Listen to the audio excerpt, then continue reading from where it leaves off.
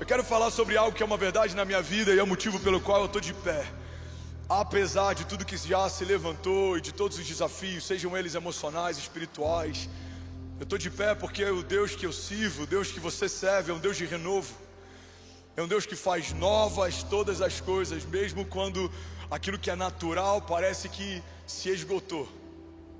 Como a Lola ministrou na oferta, o azeite acabou, o vinho acabou, mas ainda há festa. Talvez o pão acabou, mas ainda há gente para comer. É nesse lugar que o sobrenatural impera, é nesse lugar que o Deus provedor se revela. A gente olha para o que tem e de fato o que a gente tem é pouco para aquilo que a gente precisa. Mas nas mãos de Deus é suficiente para que Ele faça. 5 pães e 2 peixinhos alimentavam um jovem, mas nas mãos de Jesus alimentaram uma multidão. E os cestos cheios voltaram para casa com eles. Vasilhas vazias não servem para nada nas mãos de alguém que precisa de um milagre, mas nas mãos de Deus, debaixo de uma palavra profética, são suficientes para que a dívida seja paga, uma família seja provida, um destino seja liberado. Alguém comigo aqui nessa noite, diga amém. Uma festa de casamento, família reunida, convidados, o vinho acaba. Mas se Jesus estava na lista de convidados da festa, existe uma boa notícia: vai ficar tudo bem. Fala para quem está do seu lado: se Jesus está na lista da tua festa, vai ficar tudo bem. Não há nada que falte que o Senhor não seja suficiente para suprir. Ele é o Deus provedor, Ele é o Jeová Jireh, Ele é o Deus da provisão, Ele é o Jeová Rafa, Ele é o Deus que ministra a cura. Ele é a nossa bandeira, Ele é o Jeová Nissi, Ele é Deus conosco, Ele é o Todo-Poderoso, Ele é o El Shaddai, Ele é o princípio e o fim de todas as coisas. Antes da tua história ser inserida na história, Ele já era. Mesmo quando a nossa história for só uma memória na história, Ele permanece sendo. Alguém comigo aqui diga: eu sei que tudo o que eu preciso está em Deus. E é sobre esse Deus que eu quero pregar nessa noite. Alguém ainda comigo aqui nessa noite? Bolívia, Japão, Itália, Alemanha, Inglaterra, Líbano conectados, República Tcheca, França, Austrália, Moçambique. Vamos, alguém? Nações estão reunidas para celebrar Jesus aqui com a gente. Angola, Portugal, Estados Unidos, Brasil. Já somos mais de 9.000 famílias, 14 nações conectadas. E eu quero começar a pregar. Vamos lá, vamos começar. Eu quero pregar sobre um Deus que é a fonte de todo renovo. Declare comigo: o Senhor é a fonte de todo renovo. Tudo que parece renovo, mas não vem de Deus, pode ser qualquer coisa menos renovo. Pode ser descanso, um bom resort, um bom hotel, gera descanso num corpo cansado, mas não aquieta uma mente inquieta. A paz que excede todo entendimento, ela não precisa que você entenda para que ela comece a operar. Mas o nosso corpo físico precisa de descanso físico. A gente pode encontrar fugas emocionais, e elas são até necessárias em alguns momentos em que a gente está à beira de um colapso ou de um surto. Descansar, meditar, se esconder é necessário. Mas a fonte do real descanso é o Senhor. É Ele quem supre, é Ele quem aquieta, acalma, é Ele quem renova. E a loucura da fé é que Ele faz isso mesmo quando o cenário não mudou. O cenário ainda é diverso, você ainda ouve tambores de guerra dos inimigos que se ajuntam contra você. Você ainda está no meio de um campo de batalha, mas ainda assim, com o Senhor é possível recostar a cabeça e descansar, porque sabemos que há um Deus que dá àqueles a quem Ele ama enquanto dormem. Os seus inimigos tramam contra você, e quando eu falo de inimigos, eu não falo sobre carne ou contra sangue, eu falo sobre principados e potestades que te cercam. A Bíblia fala a respeito de um inimigo que está ao nosso derredor, buscando quem possa tragar. Ou seja, enquanto eu me levanto, quando me movo, quando me deito, há do inferno uma convocação para que em alguma brecha possam me alcançar, me ferir, me paralisar. Mas eu preciso entender que antes de uma palavra levantada do inferno contra mim, já há uma promessa liberada dos céus a meu favor. O inferno disse: vamos paralisar. Os céus já disseram: vai acontecer. Não há quem possa impedir o homem rendido ao Senhor. Alguém aqui nessa noite diga amém. Então eu quero pregar sobre o Senhor, que é uma fonte real de descanso real. Não é anestesia, não é alienação, não é fingir que algo não está acontecendo. A fé não nos chama a assumir uma dinâmica escapista ou negacionista, não. A fé é um convite a entendermos o que acontece e nos cerca, mas nos movemos por uma realidade superior. Sim, há guerra ao meu redor, mas o Senhor é a fonte do meu descanso. Eu estou profetizando sobre alguém aqui nessa noite. Sim, o balancete não é o mais favorável, mas o Senhor é a fonte do meu descanso. Sim, as notícias não são as melhores, os indicativos não são favoráveis, mas o Senhor é a fonte do meu descanso. Sim, inimigos me cercam, há um ruído, há som de tambores de guerra, o mar está revolto, os ventos são fortes, mas o Senhor é a fonte do meu descanso. Sim, a medicina pode ter me enganado, desiludido, condenado, o diagnóstico pode não ser favorável. Quem sabe alguém nessa noite ou em alguma nação, ou daqui a alguns anos ouvindo essa palavra, foi desacreditado porque a medicina disse: ainda não encontramos a cura para aquilo que você tem. Mas antes da medicina ser chamada de medicina, há um Deus que liberou cura sobre todos aqueles que nele colocaram sua expectativa. Alguém comigo diga: eu sei que tudo que eu preciso emana dele. E nessa noite o Senhor vai liberar sobre a minha vida e sobre a minha casa descanso do tipo de Deus. Fala para quem está do seu lado, profetiza: você vai descansar em Deus, e nele você vai encontrar renovo. Alguém recebe isso? Diga amém. Sabe, recomeçar é uma das principais verdades do Evangelho. O Evangelho fala sobre um Deus que faz tudo a partir do nada, mas o Evangelho também fala a respeito de um Deus que refaz a partir do que se quebrou ou se perdeu. A terra era sem forma e vazia, e a partir do nada, tudo que existe foi criado a partir do verbo. O verbo era Deus, o verbo estava com Deus, e todas as coisas foram feitas por meio dele. Sem ele nada do que foi feito se fez. Mas o mesmo verbo que é criativo no princípio é redentivo na metade da história. Ele cria o que não existe, mas ele redime o que se perdeu. Ele cria um jardim, mas ele tabernaculou depois que os homens do jardim foram expulsos, se tornaram jardim em Deus a partir de Cristo. A gente vê na história um Deus que cria o que não existe a partir do zero, mas ele recria o que precisa a partir de uma queda, a partir de uma perda, a partir de uma fratura, a partir de um assalto. Talvez algo roubou a tua alegria, o teu coração, a tua esperança, algo roubou de você a expectativa, talvez até a tua fé. Mas assim como Jesus disse, eu quero relembrar nessa noite: o inimigo veio para roubar, matar e destruir, mas ele veio para que a gente tenha vida, e vida em abundância. Então, ao longo da história, vemos em Gênesis um Deus criativo que faz tudo o que há a partir do nada que havia. Mas vemos a partir dos evangelhos um Deus que refaz tudo que se perdeu, para que a gente possa voltar para o nosso lugar de origem. Todas as vezes que o RE está antes de algum verbo ou de alguma palavra, significa que algo está sendo feito de novo. Se reerguer, erguer alguém que caiu ou tropeçou, recomeçar, começar de novo, apesar de algo ter se perdido ou finalizado. Restaurar algo que foi fraturado, partido, mas agora está novamente intacto.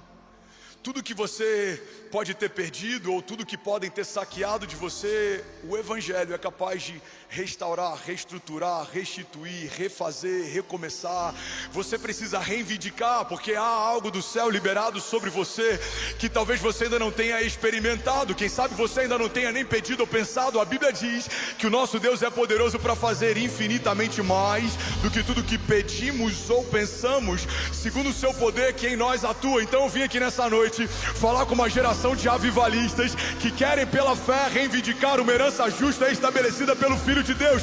Você não está pedindo favor, você está reivindicando algo que já foi liberado por Deus para você. Em Jesus você é mais do que vencedor. Em Jesus você é suprido. Em Jesus você é escolhido. Em Jesus você é salvo. Em Jesus você é santo.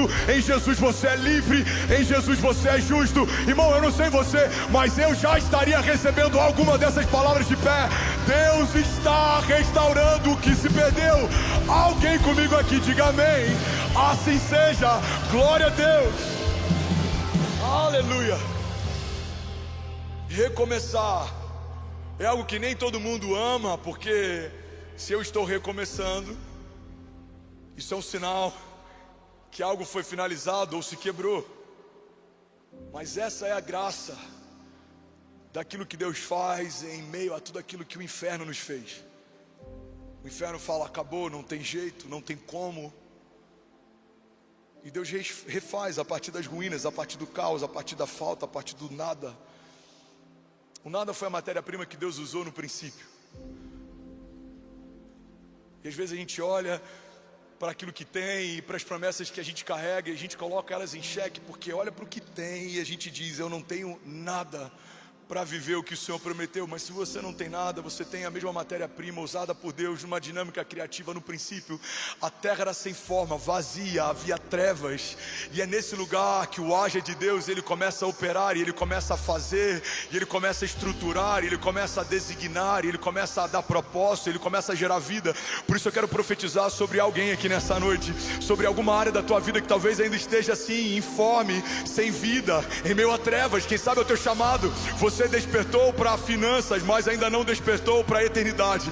Quem sabe alguém aqui que em alguma área você encontrou plenitude, mas não encontrou em todas elas. Quem sabe você é um homem que todo mundo valoriza a história que você construiu, mas não há admiração pela tua esposa ou pelos teus filhos. Eu não sei qual área pode parecer ressequida aos teus olhos, mas eu quero profetizar a mesma dinâmica criativa que transformou tudo que existe quando nada existia. Vai se mover diante de todo lugar escuro, perdido, fraturado, e nesse lugar haverá vida. Que haja vida sobre você, que haja restauração sobre os seus, que haja liberação de Deus, que haja frutificação, que haja prosperidade, que haja renovo, que haja descanso. Receba em nome de Jesus, do alto da cabeça à planta dos pés. Receba a vida de Deus, receba sonhos de Deus, receba promessas de Deus. Tem de bom ânimo, o Senhor não te deu espírito de covardia, mas de poder, amor e equilíbrio. Levante as suas mãos e declare com autoridade: diga: eu recebo nessa noite renovo de Deus. Diga: o Senhor me coloca de pé, e em meio a todo cenário adverso avançarei, e as portas do inferno não prevalecerão contra nós. Se você crê nisso, irmão, você pode dar um brado de liberdade no seu lugar. Vamos, será que alguém pode, pelo amor de Deus, fazer barulho? Aleluia! Alguém para dizer: ainda bem que eu vi Jesus. Aleluia! Deus estabelecendo algo novo de novo. E onde Deus estabelece o renovo? No mesmo lugar da ferida. Porque a nossa dinâmica natural prefere fugir para recomeçar.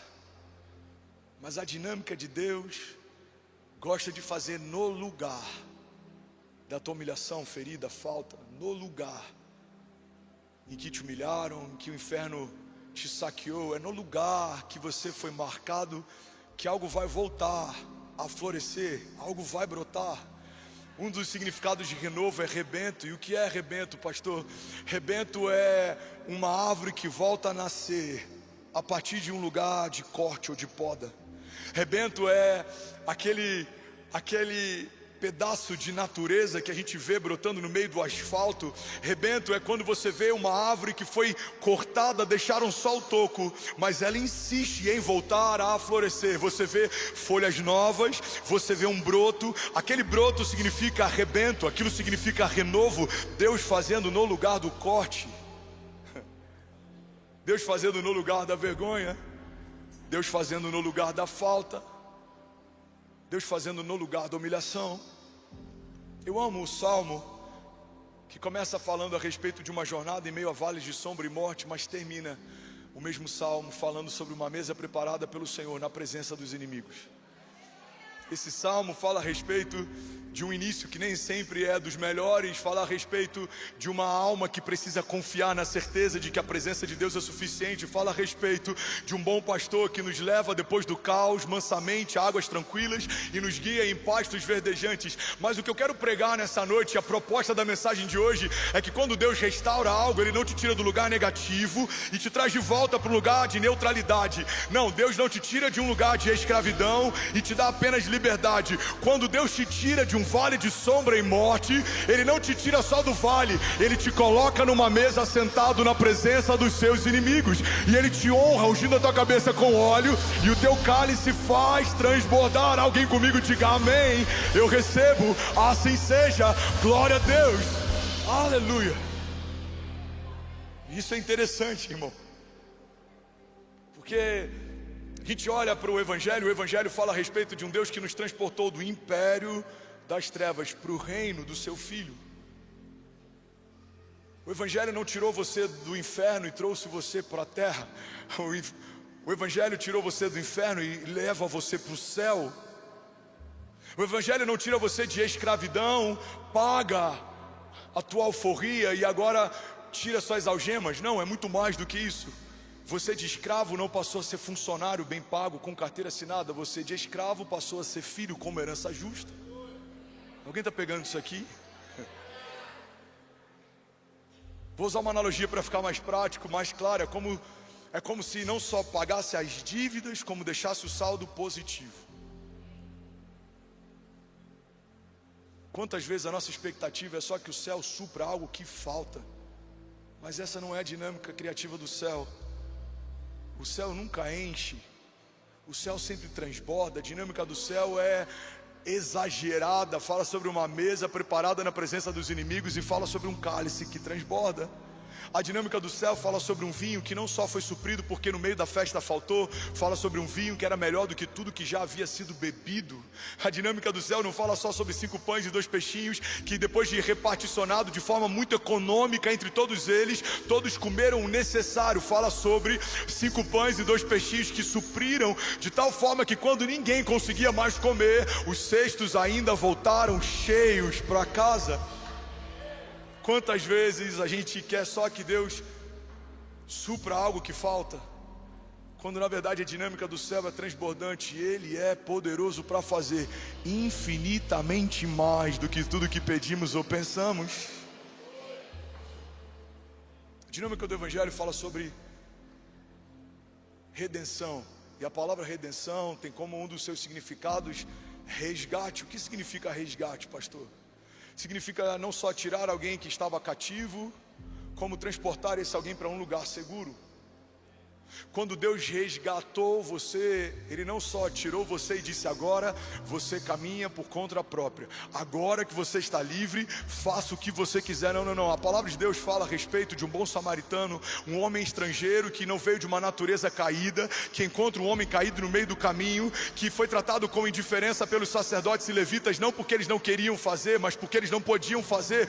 Um homem caído não poderia regenerar ou redimir alguém com uma natureza caída. Mas então um estrangeiro vindo de uma semente incorruptível, vindo de um outro lugar, vem para a terra, encontra um homem saqueado, ferido e quase morto, e derrama sobre as feridas dele óleo e vinho, e coloca numa hospedaria e diz: cuide bem dele, porque eu vou voltar para buscá-lo. Isso é uma tipificação, isso é uma simbologia, não só da redenção, como também da igreja de Jesus. Jesus te encontrou no meio do caminho, te plantou no lugar, como diz a palavra de Deus: plantados na casa de Deus, florescerão nos seus átrios. Então Ele não foi alguém que te redimiu e falou: agora caminha sozinho. Não, Ele te redimiu, te plantou, Ele cuida de você, Ele cerca você, Ele guarda você, dá ordem aos seus anjos a teu favor para que não tropece. E se tropeçar, como diz a palavra de Deus, e a gente vai meditar daqui a pouco nela, a palavra de Deus diz que os passos de um homem bom são confirmados pelo Senhor. Ainda que caia, não permanecerá prostrado. Então o renovo do tipo de Deus não é tirar de um lugar negativo e me levar para um marco zero, é tirar de um lugar negativo e levar para o meu lugar de destino. Você não vai ser só alguém que bebia, fumava, xingava, agora não bebe mais, não fuma mais e não xinga mais. Isso é muito pouco. Isso uma boa educação poderia ter feito, talvez uma esposa insistente poderia fazer. O Senhor não quer que você seja o mesmo homem carnal com uma moral melhorada. Não, não, não. A proposta do Evangelho é que morra quem você se tornou para nascer quem Ele sempre quis que você fosse. É uma nova natureza, você vai nascer de novo. E a partir desse novo nascimento, você vai receber o fruto do Espírito. E a partir do fruto do Espírito, você vai se mover com bondade, benignidade, mansidão, domínio próprio, algo que não é seu. As pessoas não vão te reconhecer. E essa é uma das melhores coisas que alguém que está na jornada com Deus pode ouvir. De amigos que te conhecem há tempos, eles vão dizer: você está irreconhecível. Eu lembro que no início da minha jornada isso me ofendia. Como assim eu estou irreconhecível? Eu não mudei, eu sou o mesmo. Até que eu falei: não, é isso que eu preciso estar tão irreconhecível, a tal ponto que alguém que me conhecia há 10 anos atrás não vai reconhecer que é o mesmo André. Deus está fazendo novas todas as coisas. Ele é a fonte do renovo, Ele é a fonte da restauração, Ele é o Deus redentivo. Alguém comigo aqui nessa noite diga amém, glória a Deus, aleluia. E vocês que estão na primeira fileira, vocês têm uma missão. Vocês vão cadenciar todo posicionamento de toda igreja. Então não apenas ouça, reaja a isso. A partir de você vai derramar até a última cadeira. Alguém comigo diga amém. Tem algum avivalista aqui? Vamos, tem alguém apaixonado por Jesus aqui nessa noite? Aleluia. Jesus. Eu vou ter que pregar na velocidade 2 do WhatsApp, porque eu quero pregar uma série em uma noite, mas vai dar tudo certo, vai terminar tudo bem, amém? Ezequiel 37:4 diz assim: Filho do homem, esses ossos poderão tornar a viver? Então eu respondi: ó soberano Senhor, só tu sabes. Então ele me disse: profetize a esses ossos e diga-lhes: ossos secos, ouçam a palavra do Senhor, assim diz o soberano. E o resto da história você já sabe. Um exército ressequido, provavelmente há tempos esquecido, volta a viver e é colocado novamente de pé. Talvez alguns vão dizer: pastor, o que isso tem a ver com a minha história? Eu vou te explicar. Deus não é homem, não faz como o homem faz e não vê como o homem vê. A nossa geração enfrenta um desafio. Nós somos a geração do descarte. Tudo que antes a gente lutava para restaurar, na nossa geração, por uma dinâmica consumista e por uma questão de mercado, se tornou descartável. Eu não sei você, mas eu sou da geração que um ventilador queimava, a gente levava na assistência técnica. Alguém comigo aqui? Qualquer coisa em casa queimava, a gente ia lá e adaptava. A gente fazia uma gambiarra, que na verdade eu aprendi nos Estados Unidos que tem um nome mais bonitinho para gambiarra. Se chama adaptação técnica. Quando a gente contratava um brasileiro para fazer algum serviço lá na igreja, ele falava: pastor, olha, a gente vai precisar fazer uma adaptação técnica. Eu falava: tá bom. Aí eu chegava aquele negócio com fita isolante, amarrado com uma enforca-gato, sabe, fita Herman. Eu falava: irmão, você fez uma gambiarra? Não, pastor, isso é uma adaptação técnica. Mas hoje, e a cada vez mais a gente vai para esse lugar em que coisas que quebraram, deram um pequeno defeito, são descartáveis. Elas foram feitas para serem descartadas. Tem um sociólogo chamado Zygmunt Bauman. Ele fala a respeito de gerações líquidas. Ele fala que tudo aquilo que antes era bem estabelecido e firme, nesse novo tempo está sendo liquefeito. Tudo é relativizado, tudo é relativo. Tudo que antes era firme, bem firmado, estabelecido, agora é volúvel, agora é frágil. Vivemos em meio a uma geração que descarta, mas o Deus que nós servimos não é um Deus que se molda de acordo com a geração presente. Ele é o mesmo ontem, hoje e para sempre. E esse texto de Ezequiel fala a respeito de uma dinâmica de Deus com a minha casa e com a tua. Ele não vai àquele lugar e levanta ao lado de um exército morto e esquecido um novo exército. Não, a Bíblia diz que ele levanta a partir de ossos ressequidos o mesmo exército. E é isso que eu quero profetizar sobre alguém. Talvez alguma área da tua vida você disse: não tem mais como Deus restaurar esse lugar. Ele pode até fazer de outro jeito, ele pode até fazer em outro lugar, de outra forma, mas Deus me trouxe aqui nessa noite para dizer: voltem a viver.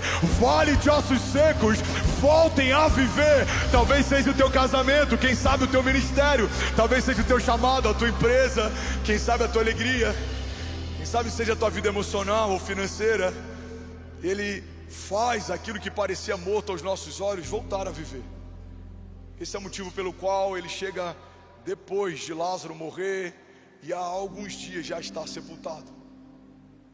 Se ele chegasse durante a doença, veríamos mais uma manifestação de cura. Se ele chegasse assim que morreu, alguém poderia contestar se de fato ele estava morto. Mas ele chega num momento em que o corpo fedia,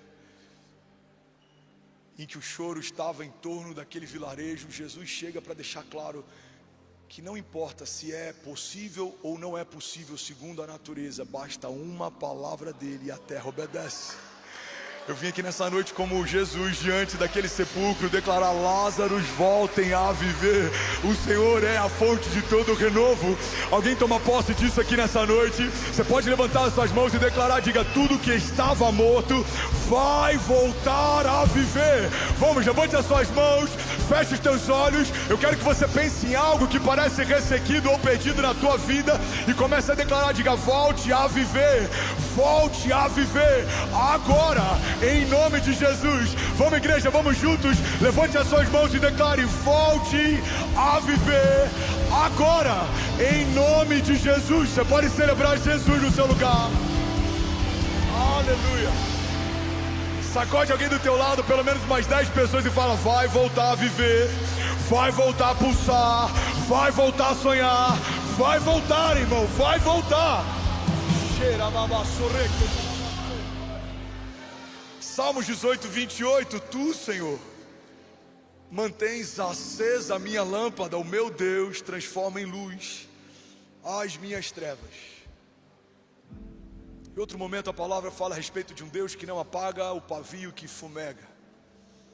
Eu brinquei hoje pela manhã que é como aquela vela de aniversário que nunca se apaga.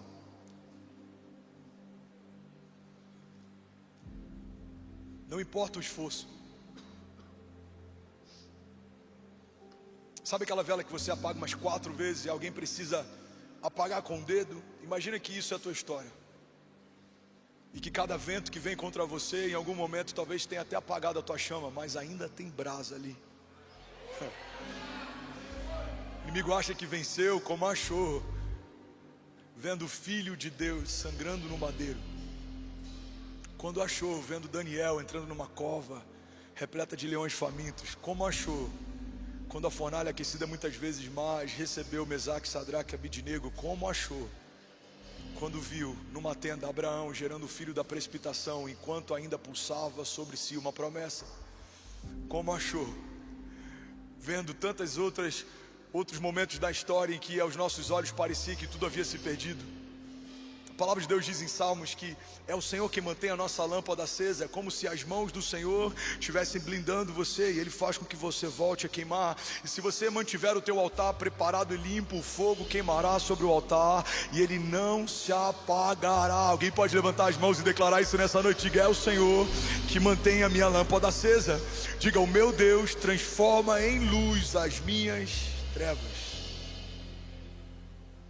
Se algo se perdeu no meio do caminho,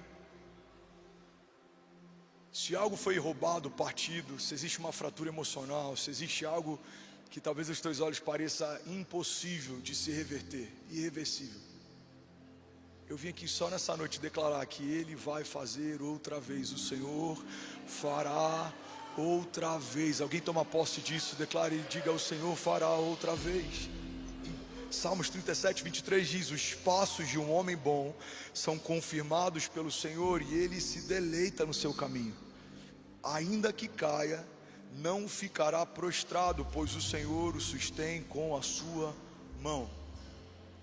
O pastor Márcio sempre fala que o santo não é aquele que nunca se suja, mas aquele que sempre se lava.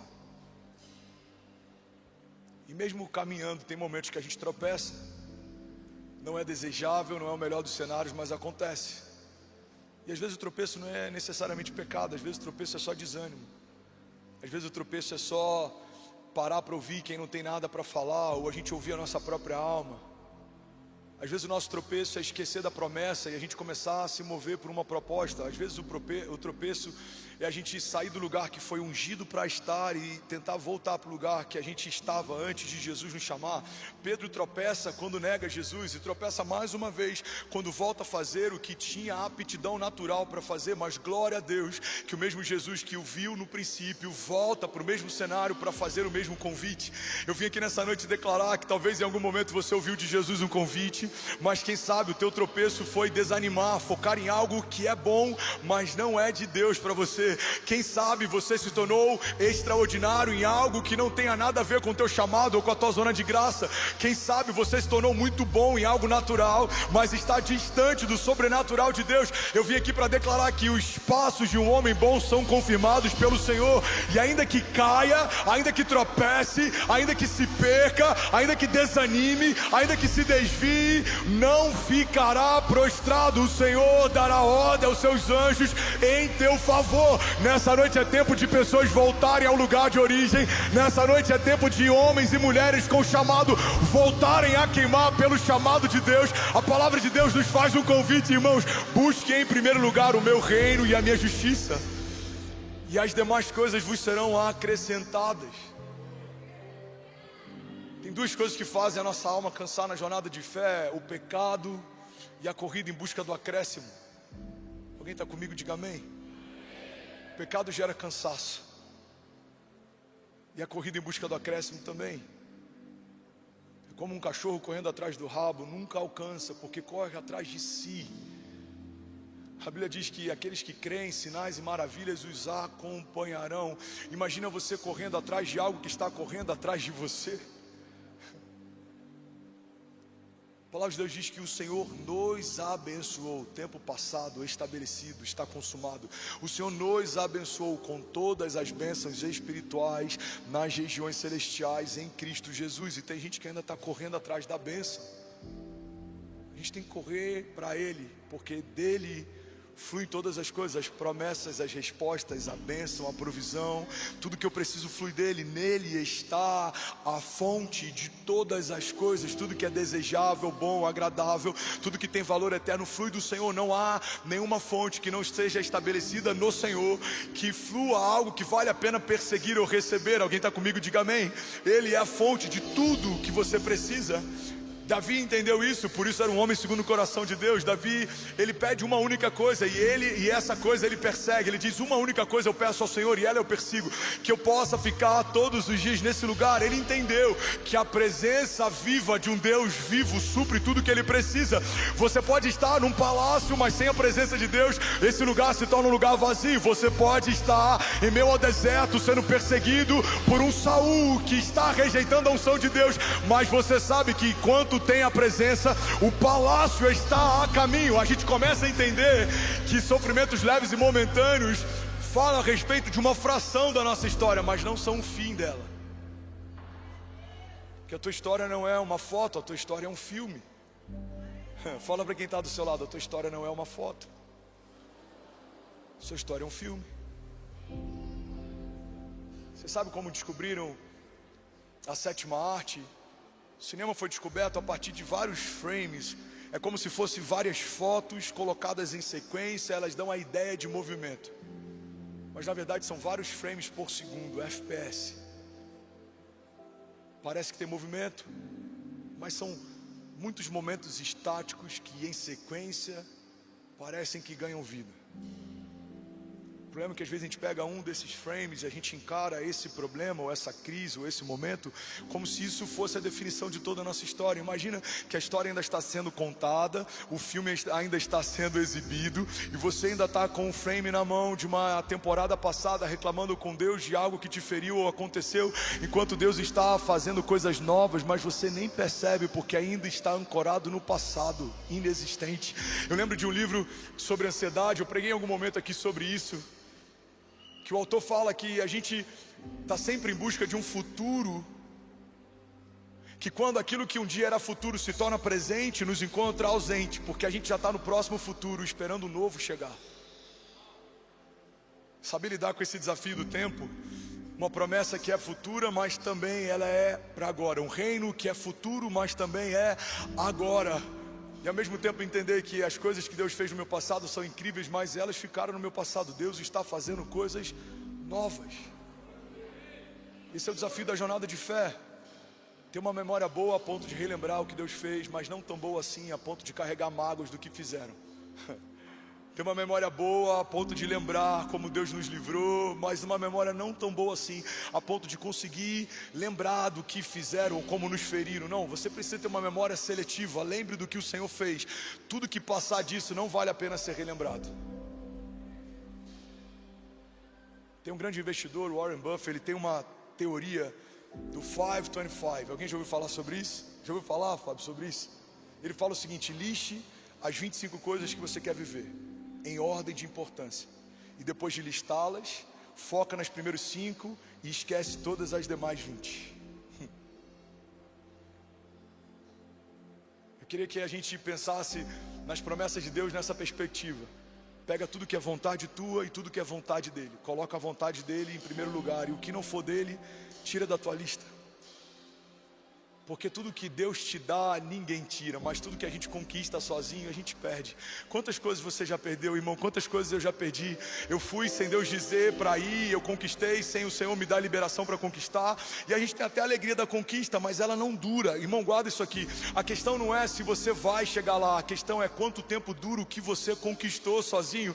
O Evangelho fala a respeito de um homem que construiu uma casa edificada com fundamentos sobre a rocha, e um outro homem que construiu uma casa sem fundamentos. Ambos concluíram, ambos habitaram, ambos celebraram, ambos tiveram a alegria de ver uma conquista se realizar, mas a alegria de um durou para sempre, a alegria do outro durou até a primeira crise. Quando eu entendo e reconheço que o Senhor é o meu renovo, é como se eu estivesse aprofundando fundamentos da minha história. Podem vir os ventos fortes, pode vir o que for. Eu não estou dizendo que não vai te ferir porque fere. Eu não estou dizendo que isso não vai te marcar porque marca. Eu não estou dizendo que você vai ser indiferente. Eu não estou dizendo que Deus vai tirar de você emoções, porque Ele não vai tirar. Mas eu estou falando que você pode superar a despeito da dor e da crise, a despeito da falta e da ruptura e da fratura. Deus é poderoso para renovar tudo que se perdeu. Alguém toma posse disso, diga amém. Provérbios 16:3 diz: consagre ao Senhor tudo que você faz, e os seus planos serão bem-sucedidos. Salmos 28:7, alguém vai celebrar e tomar posse dessa palavra. O Senhor é a minha força e o meu escudo, nele o meu coração confia, e dele eu recebo ajuda. Alguém pode celebrar Jesus aqui nessa noite?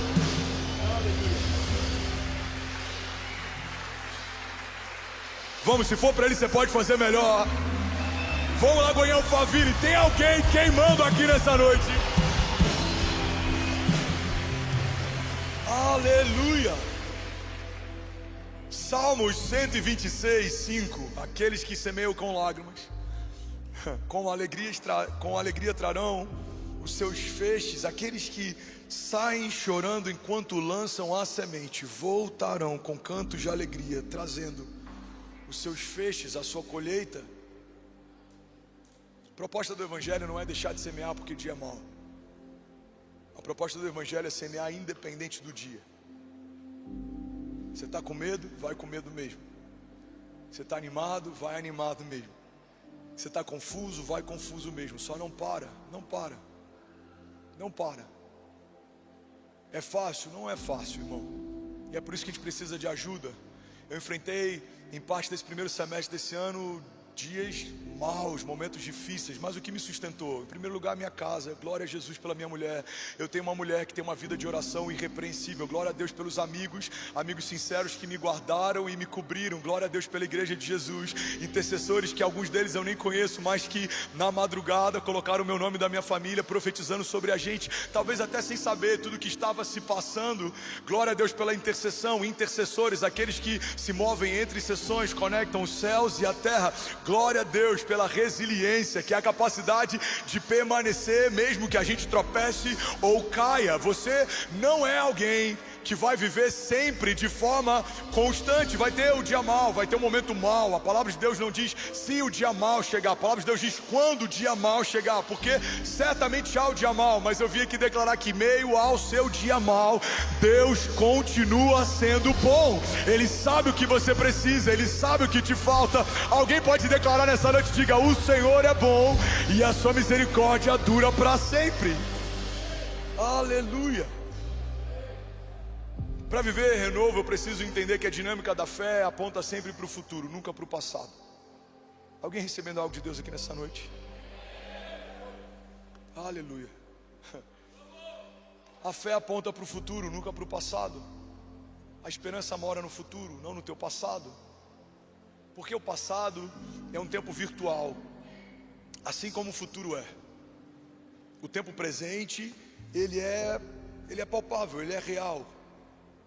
O tempo futuro, ele é virtual. O tempo passado também, mas tem uma diferença fundamental entre eles. Por mais que o tempo futuro seja virtual, ele é um tempo que ainda vai acontecer. O tempo passado é virtual, mas ele é um tempo que já aconteceu. Eu não tenho ingerência sobre. A presença de Deus não se move nesse lugar. Entenda, se Deus se movesse no tempo passado, a gente leria que Deus voltou no princípio, em meio ao homem caído, Ele refez a história, então não houve mancha de pecado, e o homem continuou habitando no jardim. Mas não é isso que a Bíblia diz. A Bíblia diz que apesar do nosso erro, do nosso pecado no nosso passado, Deus estabeleceu no nosso futuro um cordeiro que tiraria o pecado do mundo. Mesmo Ele conhecendo desde a eternidade passada o pecado que estaria no meio do nosso caminho, Ele já tendo provido para si um cordeiro que no futuro já traria sobre nós redenção, Ele não voltou ao passado para modificar a história. Ele já proveu no nosso futuro algo que liberaria a nossa história. Eu não sei se você já viu algum filme que fala sobre máquinas do tempo, e muita gente acha que evangelho é como uma máquina do tempo. Significa que Deus vai te levar para o teu passado e você vai poder modificar o que fez. Não, irmão, se tem algo que a gente se torna refém, é daquilo que a gente semeou. Guarda isso em nome de Jesus. A única voz que o teu futuro respeita é a voz da tua semeadura. A graça nos redime, nos restaura, nos mantém de pé e nos dá novas sementes para semear, mas ainda colheremos semeaduras passadas. É por isso que tem gente que por muito tempo semeou coisas ruins, acabou de se converter e ele não entende, porque ainda vem colheitas ruins. Você está na entre safra, 20 anos colhendo, semeando mal, 2 meses semeando bem, e a gente quer que tudo mude da noite para o dia. Existe um processo. Você deu acessos, você deu brechas. De Deus não se zomba, diz a palavra. Aquilo que o homem semear, certamente colherá. Sejam sementes boas ou ruins. Alguém está comigo? Então, como é a dinâmica de Deus? Ele traz sentido ao meu presente, Ele ressignifica o meu futuro, mas Ele não altera o meu passado. Ele apaga de forma redentiva, ou seja, os meus pecados não vão ser levados mais em consideração, porque a partir de Jesus eu fui restaurado, o preço foi pago, a dívida foi paga. Mas Ele não vai voltar lá e desfazer o que se fez. Vai ser esquecido, vai ser deixado de lado. Tem gente que quer que o novo de Deus se manifeste alterando coisas no passado. Não, vejam, eu estou fazendo uma coisa nova, diz o Senhor. Não fiquem presos ao passado. Deus está fazendo coisas novas. Então aquilo que ficou no teu passado você precisa deixar para trás, porque nesse lugar a presença não flui mais. Esse jardim que houve o pecado e a culpa, ele não vai ser mais habitado, mas agora existe um novo jardim. Agora ele tabernaculou dentro de nós, o jardim virou o seu interior, o altar é o teu coração, você se tornou casa de Deus. Ele mudou a dinâmica. Um Deus que visitava o homem na sua casa, agora fez do homem a sua própria casa. Mudou a dinâmica, mudou a aliança, mudou o tempo, mudou a natureza. Deus está fazendo uma coisa nova, de um jeito novo, com a mesma criação. Glória a Deus por isso. Alguém comigo diga amém. Isaías 43:18 diz: esqueçam o que se foi, não vivam no passado, vejam, eu estou fazendo uma coisa nova, ela já está surgindo, vocês não a reconhecem? Até no deserto vou abrir um caminho e riachos em meio ao ermo. Por isso que a dinâmica criativa da fé fala a respeito a confessar um futuro desejável e não um presente que se vê. Pega isso aqui, irmão. Alguém comigo? Como eu confesso o que eu vejo, pastor? Quando eu falo o que é óbvio. O dia está frio, a política está estranha, essa questão com Israel é preocupante, a economia está a um passo de colapsar. O Brasil está vivendo isso, o mundo está vivendo aquilo. Isso qualquer homem natural discerne. Por quê? Um homem natural discerne coisas naturais, mas um homem espiritual discerne coisas espirituais. Então a fé do tipo de Deus, a fé criativa, a fé que não caminha mais pelo que viveu, mas por aquilo que ainda vai viver, ela precisa confessar o que crê. Até para a salvação é necessária uma confissão daquilo que se crê. Quando a gente vai ser batizado, o que a igreja faz? Uma confissão pública de fé.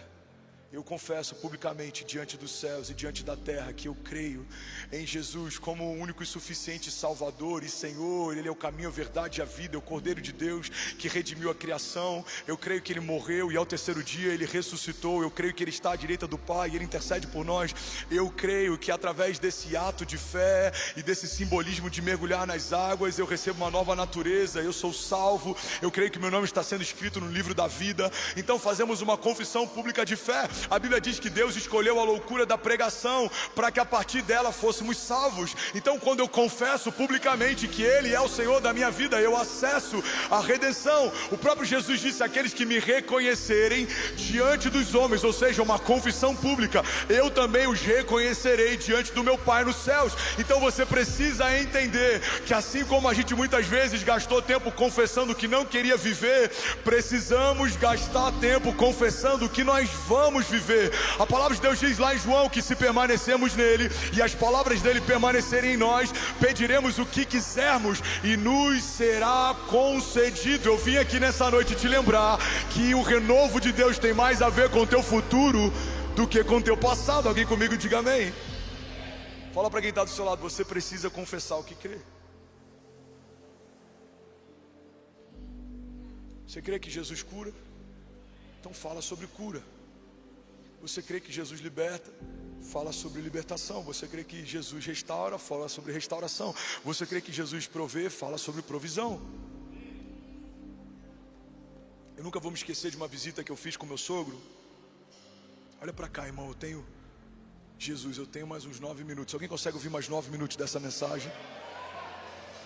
Eu fui visitar uma pessoa que estava doente no início da minha jornada. Eu devia ter, 1 ano de convertido, Domingos. E meu sogro, por conhecer o meu passado, e eu posso contar essa história num outro momento, mas o meu discipulado foi modo hard. Eu lembro que quando eu comecei a dormir na casa da Quezinha, todo dia, 4 da manhã, ele me acordava. Eu dormia no sofá da sala, ele me acordava e falava: vamos orar.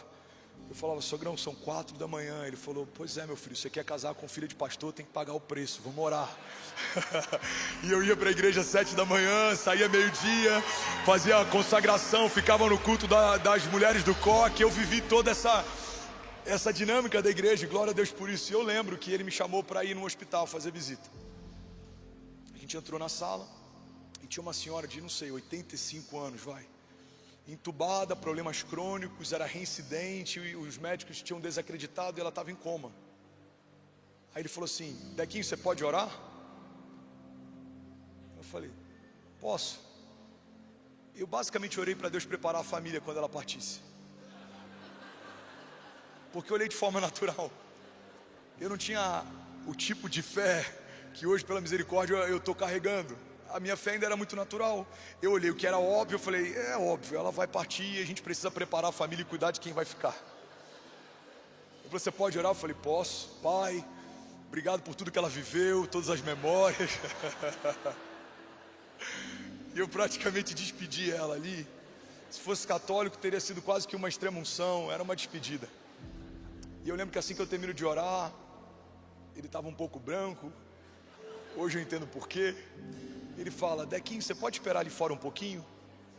Eu falei: posso. E eu saí, ele ficou um tempo e daqui a pouco a porta abre e está todo mundo aliviado. Hoje eu entendo, ele foi consertar a oração que eu fiz. Eu acho que ele foi pedir perdão. Gente, perdão, ele é novo na fé, vamos orar porque eu creio na cura. Amém? Para ser sincero, eu não lembro se ela foi curada ou não, mas uma coisa eu aprendi naquele dia: eu não posso confessar o que eu vejo, eu preciso confessar o que eu creio, porque é isso que me faz diferente. O que você vê, todo mundo está vendo, mas o que você crê, talvez só você esteja crendo. sabe só você está crendo no teu casamento. Vamos, se for para ele você pode fazer melhor. Quem sabe só você está crendo no teu chamado. Quem sabe só você está crendo nos teus filhos. Já foram desacreditados, são malditos, as pessoas falam mal, mas você crê e declara que crê. Os meus filhos são uma bênção, o meu casamento é uma bênção, a minha casa é um lugar de oração, a minha empresa é frutífera, os meus celeiros estão cheios, o meu Deus enviará a resposta, o meu futuro é glorioso, o meu futuro está nas mãos de Deus, Ele enviará a resposta, certamente o Senhor vai mudar a minha sorte, Ele é poderoso para fazer infinitamente mais. Alguém comigo aqui diga amém. Então fala comigo, eu preciso confessar o que eu creio. E essa nem é a parte mais difícil. A parte mais difícil é a segunda parte. Você precisa confessar o que crê e você precisa andar à altura do que confessa. Essa é a parte difícil. A parte difícil, irmão, é você fazer planos quando tem uma sentença de morte estabelecida. Quando a medicina diz 3 meses no máximo, você está fazendo planos para o ano seguinte. Isso é fé. A fé é quando a medicina desacredita do teu ventre e fala, você nunca vai ser mãe, e você está guardando dinheiro para o enxoval e para o parto do teu filho. A fé é aquela cadeira vazia de uma mulher que espera por um marido que deixou a família e ninguém pode sentar porque ela diz, um dia o meu marido vai bater a porta e vai sentar nessa cadeira, nessa mesa. Alguém comigo? Eu lembro que meus pais lideravam um GC, uma cela de casais lá em Cabo Frio, no interior do Rio de Janeiro, há anos atrás. E uma mulher que tinha sido abandonada pelo marido sempre deixava uma cadeira vazia e ela não deixava ninguém sentar. E aí ela falava, não, aqui o meu marido vai sentar. No início virou até chacota para alguns, mas depois aquilo começou a gerar temor. E um dia, irmãos, eu falo diante de Jesus, com muito temor, não é uma história, uma alegoria, é um testemunho real. Um dia, todo mundo começa a conversar entre si, quem é aquele cara que está sentado do lado dela? E alguém fala, eu acho que é o marido dela. Um dia, aquele homem sentou naquela cadeira que estava reservada para ele e voltou para casa. Eu lembro de uma mulher que fez um curso de pais grávidos lá no Rio de Janeiro, mas ela era estéril e todo mundo ficou em crise. Se ela é estéril, por que ela está fazendo um curso de pais grávidos? E aí, pasmem, senhores, aquela mulher viveu um milagre e ela gerou uma criança. E ela ensinou algo pra gente, o ventre dela era estéril, mas a fé dela não. O problema é que às vezes a gente olha para a matéria, a sua matéria pode ser estéril, mas se a tua fé não for, a tua fé modifica a natureza da tua matéria. Você precisa confessar o que crê e caminhar à altura do que confessa. Que confessar que Deus é bom, mas caminhar como se Ele não fosse, gera crise em quem te ouve. John Stott diz que o motivo pelo qual o nosso evangelismo fracassa muitas vezes é porque não parecemos com Cristo que professamos. Você fala que Jesus é suficiente, mas na primeira crise de suficiência, seja de recursos ou o que for, a tua fé entra em crise. Você fala de um Deus que é bom, mas na primeira crise você começa a contestar a bondade de Deus. Isso gera crise em quem está vendo em você um testemunho. Precisamos caminhar à altura do que confessamos. Não basta ser filho, você precisa andar como um filho anda. Você precisa falar como um filho fala. Você precisa se mover como um filho se move. Alguém que lembra do culto O Poder da Entrega? Eu ministrei no ano passado.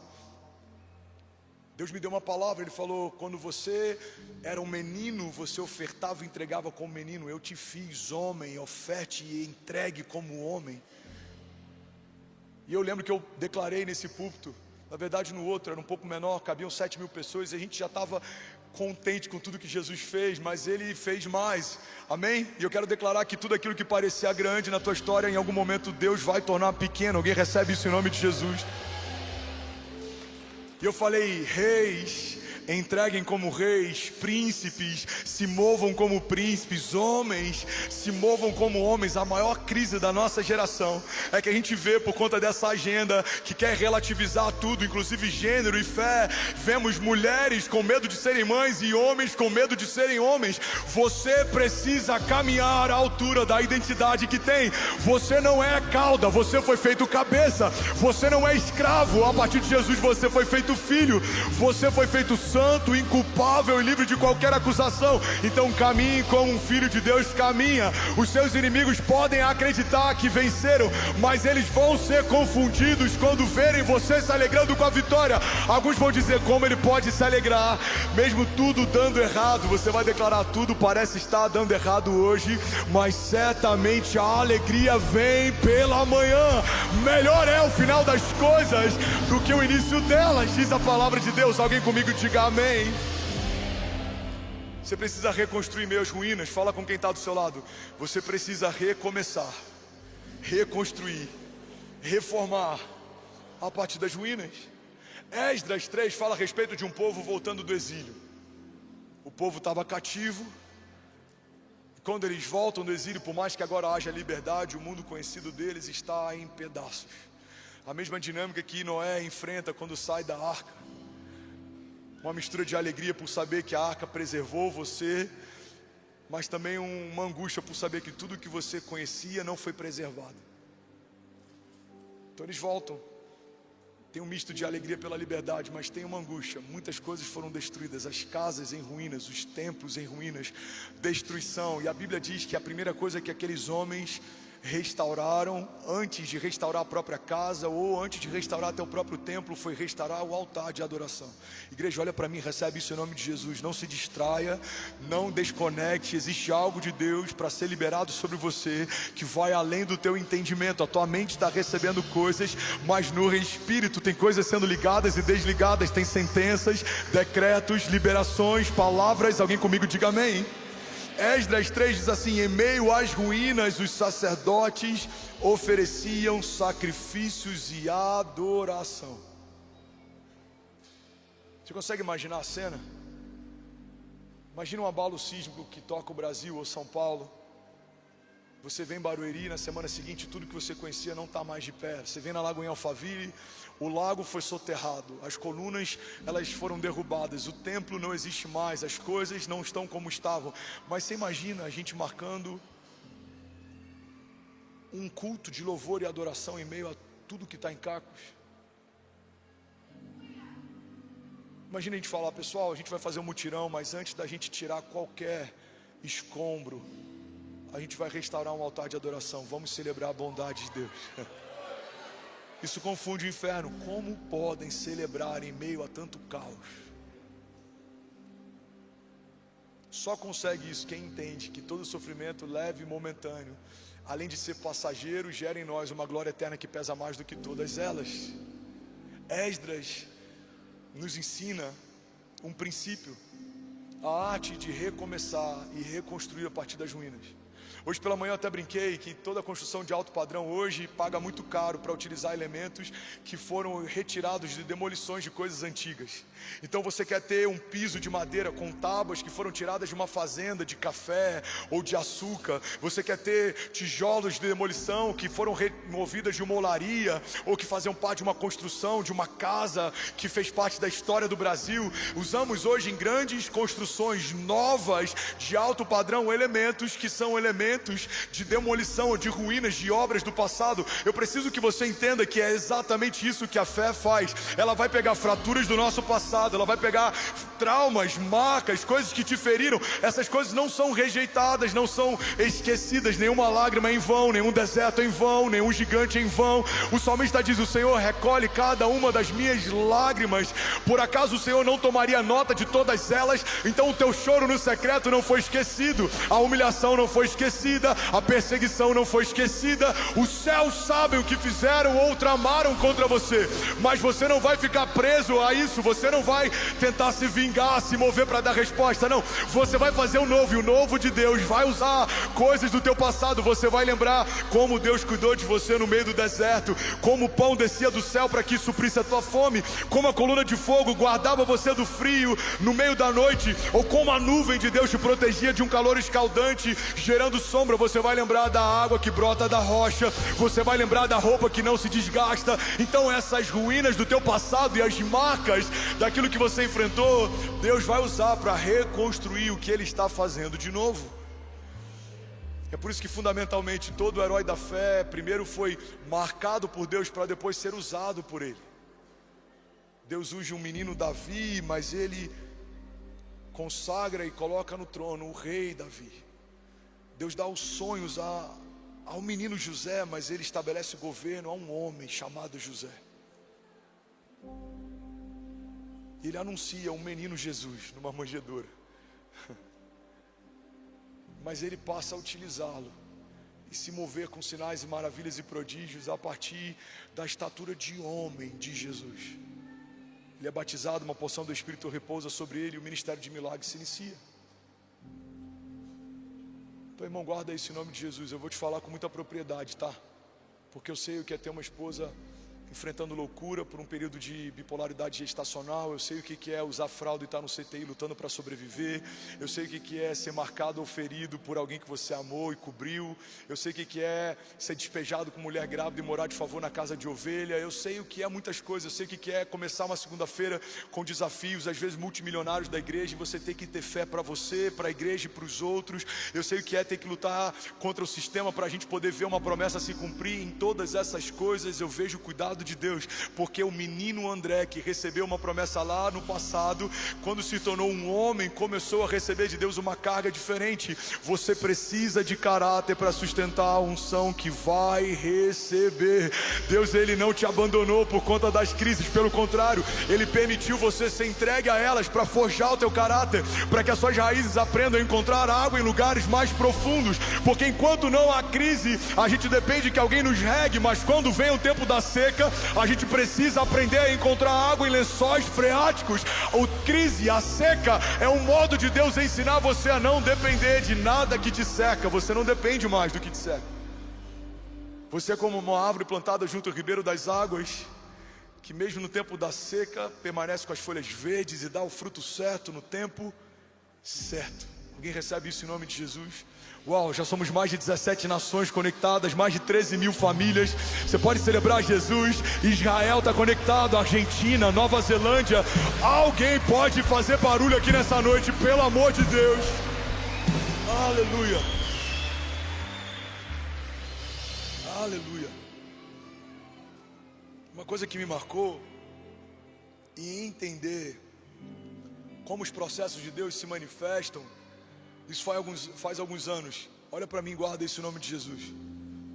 O que mudou a minha história foi entender que o processo não é algo que me leva para a promessa. Eu sempre tive entendimento que se eu cumprir o processo, eu vou viver a promessa. Mas eu entendi em algum momento que na verdade o processo já faz parte do início do cumprimento da promessa. Se você está vivendo o processo, significa que você já começou a viver a promessa. Você está comigo? Irmão, olha para mim. Tem alguém comigo aqui? A Bíblia diz que depois que José recebe um sonho, é vendido pelos seus irmãos e é feito escravo. A Bíblia diz que depois que Davi é ungido rei, é perseguido por Saul e fica com seus valentes no deserto. A Bíblia diz a respeito de Daniel, ou de Abraão, ou de tantos outros, que depois que receberam uma promessa, algo se levantou. Entenda, os irmãos não venderam José e ele sonhou no meio do cativeiro. Não, José sonhou enquanto estava na casa do pai, e porque sonhou um sonho de Deus, foi empurrado para um cativeiro. Davi não foi perseguido por Saul, e no meio da perseguição Deus o encontrou no meio do deserto, e para dar descanso à alma dele o ungiu ao reinado. Não. Davi estava pastoreando as ovelhas do pai, foi chamado talvez num dia tranquilo e recebeu uma unção. A partir da unção que recebeu, começa então uma retaliação contra si.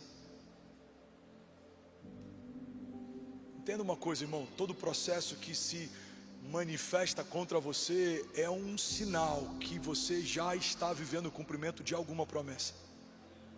Alguém comigo?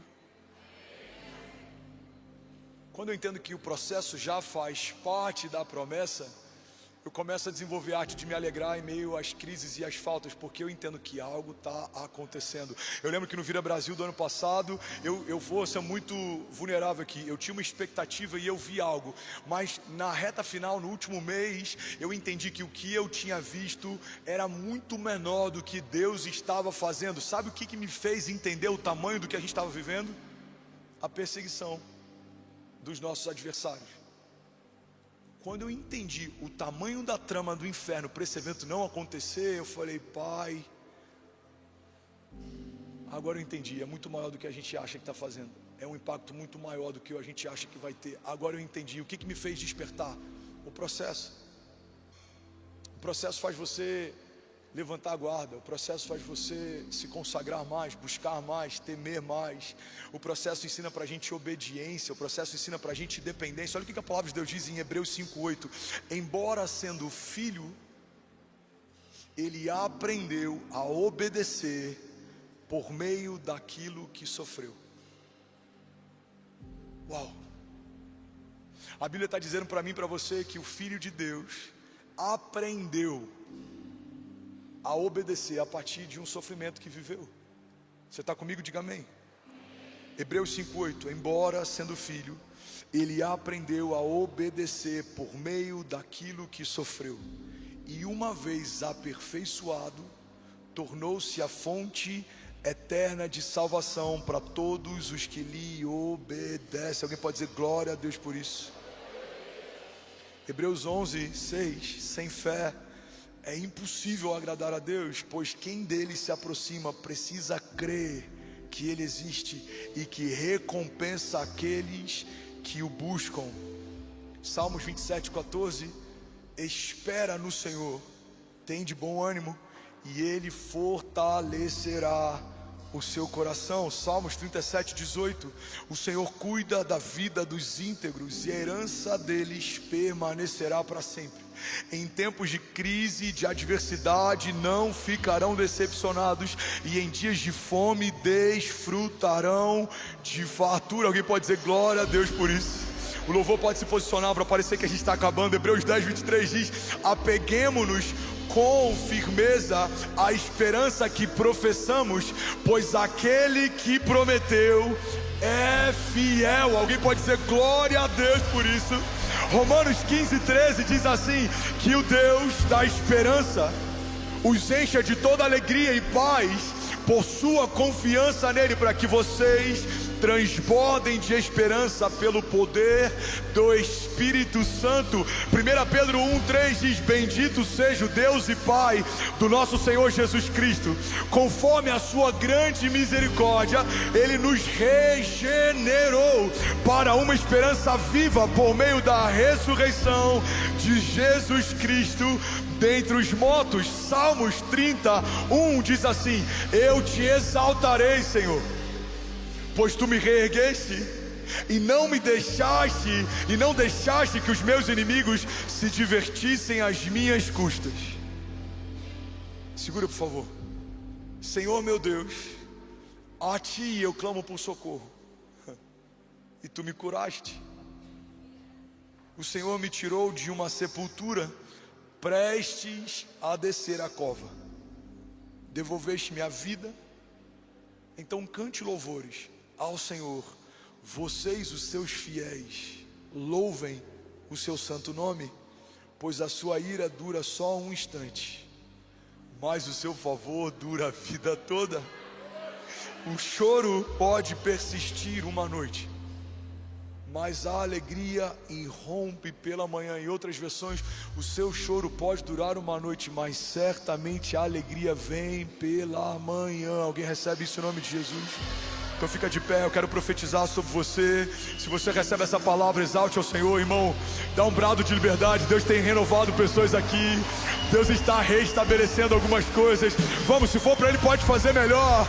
Vamos, alguém pode dar um brado de liberdade aqui nessa noite. Alguém que crê que tempos gloriosos estão a caminho, pode fazer barulho.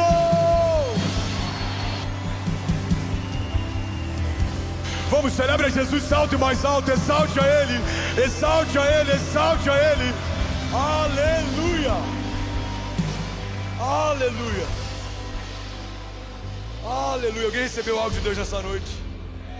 Sacode alguém do seu lado e fala: o Senhor é a fonte de todo renovo, irmão.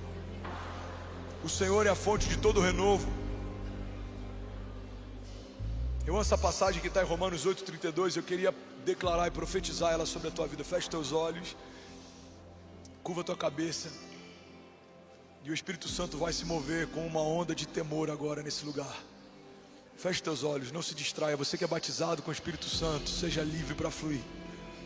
Espírito Santo de Deus, flui nesse lugar como ondas de poder.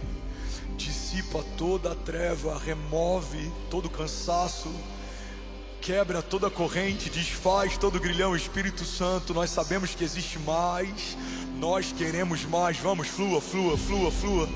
Seja renovado do alto da cabeça à planta dos pés, toda a cadeia emocional quebrada para a glória de Deus. Vamos, vamos, feche teus olhos.